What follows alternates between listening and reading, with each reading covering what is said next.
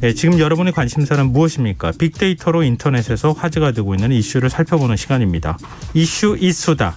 빅데이터를 읽어주는 남자죠. 한국인사이트 연구소 김덕진 부소장과 얘기 나누겠습니다. 안녕하세요. 네, 안녕하세요. 반갑습니다. 김덕진입니다. 네, 한 주간의 이슈 매번마다 깜짝깜짝 놀라게 해주시는데요. 이번에는 어떤 겁니까? 이번 주도요. 이런 얘기 드리고 싶은데 이번 주처럼 이렇게 딱딱한 내용들이 딱딱한 내용요? 상위 주제에 다 몰리기는 처음인 것 같아요. 그리고 약간 느낌이 또 누적되어 온 문제들이 확 터지는 뭐 이런 느낌도 들어서 제가 생각할 때는 일종의 쌓여온 고름이 하나씩 터지는 뭐 이런 주간이었다. 이런 얘기를 좀 드리고 싶어요. 수식어가 굉장히 많으신데요. 네. 대체 어떤 이슈길래 그런 말씀하셨나요? 네, 뭐 우리가 보통 뭐 지금까지 이 이제 5위권 안에서 최근에 뭐 문화도 있었고 스포츠도 있었고 이랬잖아요. 예. 이번에는 정치, 경제, 산업, 환경, 사회 이렇게 5가지 벌써 듣기만 해도 엄청 강한 내용들이 좀 나올 것 같다는 생각이 들고요. 네. 첫 번째로 이제 가장 이번 주에 뜨거웠던 주제가 바로 경제 분야입니다. 네. 뭐 다 아시겠지만은 연간 키워드는 주식이에요, 주식. 네, 3,000선이 위태했던 코스피에 대한 불안감이 있었고 결국 오늘 2,900선까지 갔죠. 네. 최근에 이제 경제 관련돼서 이슈가 너무 많아서 이슈다라고 할 정도로 이슈가 많아요. 네. 네, 뭐 미국하고 중국이 아주 양쪽에서 이제 난리라고 볼 수 있을 것 같은데 뭐 헝다, 금리, 디폴트, 가스 전력난, 뭐 중국 등 향후 어떻게 될 거에 대한 걱정들이 있고요. 특히 이제 미국만 보더라도 미국의 예산안이 뭐 셧다운이 되니 많이 그러다가 결국에는 바이든 대통령이 임시 예산안 통과를 시키기도 했고 또 그다음에 여러 가지 뭐 인플레이션에 대한 걱정 그다음에 뭐 미국 금리 인상 우려 뭐 이런 것들이 계속 이어졌고요. 또 중국 같은 경우에는 뭐 헝다그룹이 이제 29일에 500억대 채권이자 못 내고 거래 정지까지 왔고 또 이제 가장 큰 거는 이제 중국의 전력난이죠. 최근에 네. 어떻게 보면은 이제 그 제조업도 힘들 정도로 암흑 속에서 뭐 촛불로 버틴다 뭐 이런 얘기들까지 나올 정도의 중국의 상황들이 있다 보니까 공급 병목 현상 오는 거 아니냐, 뭐 성장률 저하에서 인플레이션 같이 오는 스태그플레이션 오는 거 아니냐, 뭐 이런 걱정들이 좀 있는 전반적인 상황인 것 같습니다.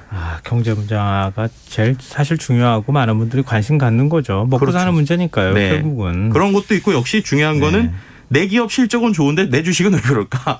이거에 대한 이제 솔직한 마음들이 좀 많이 나오는 것 같아요. 뭐 최근에 보면은 수출은 뭐 최고치 돌파한다고 하지만 이게 뭐 지속되는 것보다는 이제 원가가 상승되거나 성장률이 걱정되니까 미리 사놓는 거다. 뭐 이런 얘기들도 나오고 있어요. 그러다 보니까 과연 내 실적은 어떻게 될까? 그리고 우리 주식은 어떻게 될까? 뭐 이런 것 때문에 조정 시작되는 거 아니냐? 이런 뭐 여러 가지 걱정들이 좀 나오고 있는 상황이라고 볼 수 있을 것 같습니다. 지금 페이스북 얘기를 그 다음에 해주신다고요? 네, 이게 이제 경제에서 이제 미국에 있는 여러 가지 이슈만 보더라도 머리가 아픈데 거기에다가 또 이제 미국 최근에 기술주들이 계속 떨어지고 있는데 그 핵심에 지금 페이스북이 있어요. 예. 페이스북이 또 뭐 아시는 분은 아시겠지만은 이번 주 지난주 내내 이제 언론에 이제 미국 언론에 포격을 맞고 있는 수준입니다. 그래서 뭐 예를 들면은 페이스북 내부에 있었던 사람들이 페이스북이 알고 보면은 이 돈을 위해서 혹은 그 자신들의 매출을 위해서 여러 가지 뭐 사회적으로 좋지 않은 현상들이 일어나게 했다. 뭐 이런 얘기들을 계속 하고 있는 상황이고요. 네. 그 상황에서 또 어제죠. 이제 페이스북하고 인스타그램하고 왓츠앱 같은 회사의 서버인데 네. 전 세계적으로 6시간 넘게 먹통이 되는 사건이 벌어졌어요. 네네. 이 6시간 정도는 거의 뭐 지금까지 있었던 장애 중에 손에 꼽는 수준이라고 볼 수 있을 것 같은데 2019년에 기술적 오류가 있어서 24시간 동안 접속 장애가 이어진 적이 있고 최근에 중에서 6시간이 제일 긴데 이제 그러다 보니까 본인들의 서비스가 다 멈췄잖아요. 네. 서비스가 멈췄다는 얘기를 경쟁사 플랫폼인 트위터에다가 얘기해야 되는 뭐 이런 상황까지 온 것이죠. 이러네요. 네, 그렇게 이제 말씀드린 것처럼 지금 청소년에 대한 악영향을 알고 있으면서도 여러 가지 알고리즘을 결국 청소년에게 좋지 않게 만들었다라고 하는 내용. 그런 것들이 또 터지고 그 안에서 또 이렇게 6시간 동안의 서버에 어떠한 장애가 일어나니까 결국에는 5% 정도의 급락이 이어졌습니다. 많이 떨어졌네요. 네, 이렇게 되는 상황이고요. 그러다 보니까 지금 최근에 이제 페이스북의 가장 큰 뭐 위기다 뭐 이런 얘기들이 나오고 있는데 좀 또 흥미로운 게 이런 상황을 해외 SNS에서 오징어 게임에 빗대서 이러한 일종의 짤방이라고 표현하죠. 합성물을 만들어내고 있습니다. 이게 뭐냐면 일단은 그 오징어 게임에 보면 뽑기가 나와요. 예. 근데 이제 뽑기를 잘 뽑아야 되는데 페이스북이랑 그 인스타그램이랑 왓츠앱이 다 아이콘을 보면 그 로고가 뽑기하기 정말 어렵게 생겼어요. 네. 그런데 이제 트위터는 이제 새 모양이라서 그나마 이제 이렇게 뽑기를 잘할 수 있잖아요. 그래서 트위터만 잘 뽑혀지고 나머지 뭐 다 부서져 있는 사진이라거나 아니면은 이제 트위터라고 하는 이정재 씨가 다른 사람을 끌고 간다거나 뭐 이런 식으로 해서 지금 인스타그램이 위기다 뭐 이런 이야기를 또 같이 하기도 했습니다. 참 오징어 게임이 대세긴 대세인가 보네요. 그러니까요. 자, 2위 주제는 어떤 겁니까? 2위 주제는 정치인데요. 메인 키워드는 일단 설계라는 키워드가 있고요. 역시 뭐 대장동 설계 누가 했느냐 뭐 이런 얘기들이 좀 나오고 있는 상황인 것 같습니다. 이제 그 키맨이라고 불리우고 있는 유동규 씨가 구속이 되면서 양쪽에서 아주 뜨거운 이야기들이 좀 나오고 있는 상황인 거죠. 그래서 뭐 국민의힘 대선 주자인 윤석열 전 검찰총장 측하고 더불어민주당 대선 주자인 이제 이재명 경기지사 측에서 유동규 전 성남도시개발본부장 구속 관련돼서 거친 설전을 벌이고 있는 상황이라고 보시면 될 것 같습니다. 그래서 이 둘의 이야기, 이 두 어떠한 캠프들의 이야기는 조금 더 지켜봐야 될 것 같아요. 실제 지금 어쨌든 이제 수사 중이니까요. 그리고 또 한 가지 키워드가 더 있는데 정책이라는 키워드가 나왔어요. 그래서 이게 뭔가 봤더니 지역화폐 예산 관련 이야기였습니다. 정부가 내년도 지역화폐 발행 예산을 한 80%가량, 정확하게 77% 정도 줄이기로 했다고 해요. 많이 줄이네요. 네, 그러다 보니까 이제 지역 소상공인들이 반발한다는 것인데요. 아시겠지만은 이제 지역화폐가 10% 할인 혜택이 있다 보니까 고객이 좀 늘어나고 있는 상황인데 내년에는 이제 지금과 같은 지역화폐 특수가 줄어들면 어떻게 보면은 이제 지역에 있던 특히나 이제 오프라인 매장 운영하시는 지자체 쪽 소상공인분들이 그나마 요즘에 이제 매장에 손님들이 왔는데 이렇게 되면 또 다시 없어지는 거 아니냐라고 하는 분노의 댓글들이 좀 있는 상황입니다. 정부에서는 어쨌든 이게 원래 한시적이었기 때문에 이제 내년에 줄인다라고는 하지만 어쨌든 이러한 상황에서 지금 이걸 줄이는 것이 좀 이게 과연 이게 정당한 방법인가 아니면 좋은 방법인가에 대해서 여러 가지로 좀 논의가 되고 있는 상황이다라고 볼 수 있을 것 같습니다. 아쉬워하는 분들이 굉장히 많을 것 같은데요. 네. 자, 세 번째 이슈 가볼까요? 세 번째 주제는 산업 분야인데요. 키워드는 스타벅스입니다. 네. 혹시 지난주에 스타벅스 가신 적 있으세요? 아니요. 지난주 10월 28일에 어떤 행사가 있었냐면 리유저블 컵데이라고 그래서 이제 커피의 날을 기념해서 스타벅스에서 어떤 행사를 했어요. 어떤 행사를 했느냐? 커피를 한 잔이라도 먹으면 이제 스타벅스 텀블러가 유명하잖아요. 그러니까 스타벅스의 그 일회용 컵들 이제 우리가 재활용할 수 있는 플라스틱 잔을 다 나눠줬습니다. 이제 그러다 보니까는 사람들이 그 원래 그 돈 주고 사야 되는 컵인데 그거 받고 싶어가지고 많은 사람들이 가서 커피를 먹었어요. 근데 그러다 보니까 어느 수준이었냐면요. 저도 이제 이 앞에서 한 30분 기다렸는데 어떤 매장에선 대기 음료가 이제 대기하고 있는 음료가 650잔이 넘었다고요. 그러니까 주문을 해야 되는 양이 650잔이 넘었고 그러다 보니까는 커피 한 잔 주문할 대기 시간이 최대 4시간 반까지 늘은 곳들이 있다고 합니다.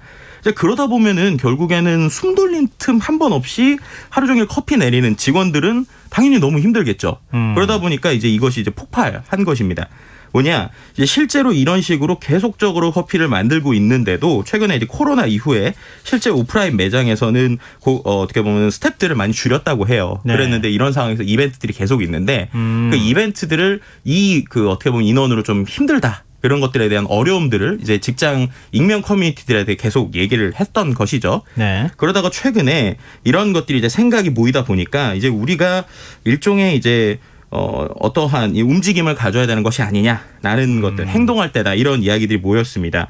그래서 실제로 이제 오는 7일, 8일에 서울 강북과 강남으로 나눠서 트럭 시위를 진행할 예정이라고 해요. 그러니까 스타벅스 직원들이. 네, 그래서 이제 실제로 시위에 나서는 직원들을 위해서 3시간 정도 온라인 커뮤니티에서 모금을 했는데 실제로 한 330만 원 정도가 모였다고 합니다. 그러니까 그만큼 이제 직원들 역시도 이러한 과도한 근무 환경에 대한 개선이 좀 필요하다. 뭐 이런 것들을 하는 것인데 이제 실제로 시위가 현실화되면 1999년 국내 첫 스타벅스 매장 들어선 이후에 22년 만에 첫 단체 행동이라고 볼 수 있을 것 같습니다.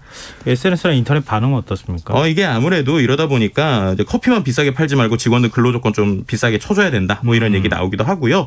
또 이제 신세계로 지금 스타벅스가 원래는 신세계하고 스타벅스가 이제 같이 공동으로 투자하고 있었는데 최근에 스타벅스 코리아가 신세계로 넘어갔거든요.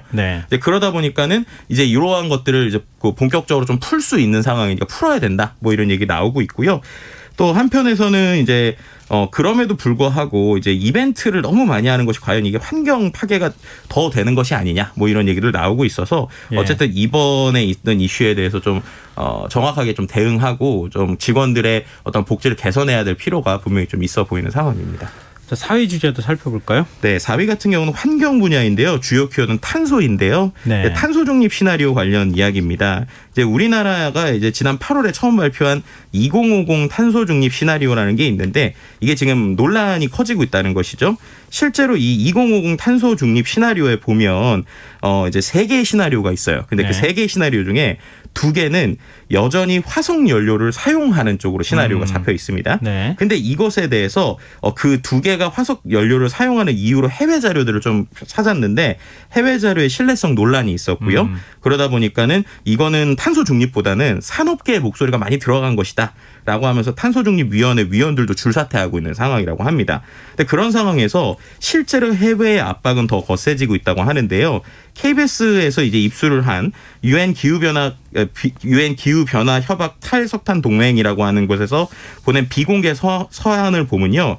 우리나라에게 직접적으로 석탄 발전을 통한 온실가스 배출 중단하라라고 촉구했다고 해요. 그러니까 어떻게 보면 시나리오는 여전히 석탄을 쓴다는 게 2가지가 있는데 전 세계적으로 우리나라에서 석탄 쓰지 말라고 하는 상황이죠. 그러니까 이런 부분에서 과연 우리가 당장 2단 안으로 이제 최종 시나리오 확정해서 다음 달에 유엔 기후변화 회의에 이제 이야기를 해야 되는 상황인데요. 과연 이런 반발 속에서 우리 정부가 어떤 결정 내릴지 좀 관심을 받고 있는 상황입니다.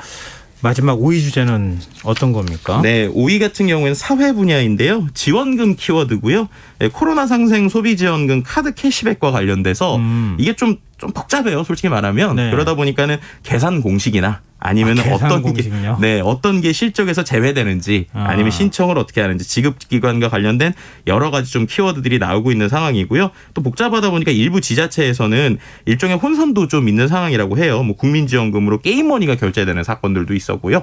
그러다 보니까 이러한 혼선 가운데서도 빨리 가이드라인 잡고 제대로 어떻게 보면은 좀 대처하고 정말 국민들을 위해서 필요한 국민지원금들이 더 나와야 된다라는 의견들을 SNS에서 좀 볼 수 있었습니다.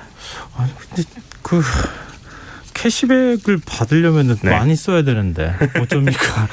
많이 쓸 수 있는 여유가 좀 있는 게 일단 더 중요한 것 같아서 네. 좀 딴 나라 얘기 같다는 느낌을 받는 분들도 많지 않을까 싶네요. 네.